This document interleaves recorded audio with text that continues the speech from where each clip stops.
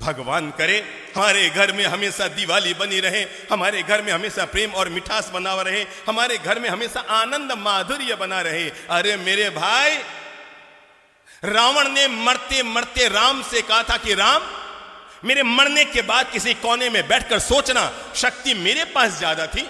अरे मेरी तो पूरी लंका सोने की, तेरे तो अयोध्या में तेरा सिंहासन भी सोने का ना होगा। महादेव मेरी मुट्ठी में, शनि मेरे काख में, नवग्रह मेरे पांव के नीचे और यमराज मेरे कहे पे चलने वाला।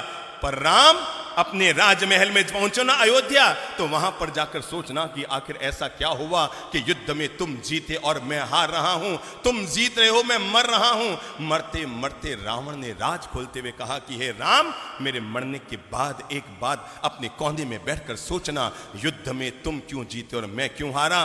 तुम शक्तिशाली थे इसलिए नहीं जीते राम, शक्ति मेरे पास है। तुम भक्ति करते हैं भगवान की, अरे महादेव की जो मैंने भक्ति की है दुनिया में किसने की होगी। पर राम तुम इसलिए जीत गए, राम तुम इसलिए जीत गए।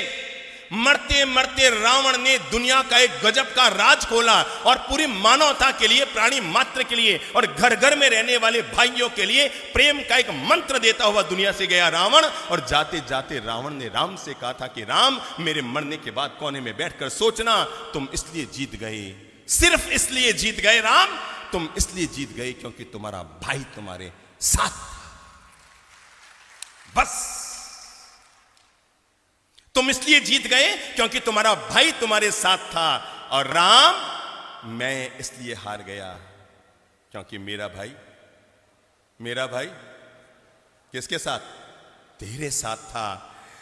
रावण ने मरते मरते राम से अनुरोध किया था कि अयोध्या में जब राज सिंहासन पर बैठो तो एक पल के लिए आंख बंद करके मेरे चेहरे को याद करके सोचना, अगर तुम्हारा भाई भी मेरे साथ होता और मेरा भाई भी मेरे साथ होता तो युद्ध में रावण जीतता या राम जीतता। यह है भाई भाई के प्रेम की ताकत। और जिस घर में, जिस समाज में, जिस परिवार में, जिस राष्ट्र में यह ताकत हुआ करती है, वहां पर दुनिया की कोई ताकत उस परिवार को कमजोर नहीं कर सकती।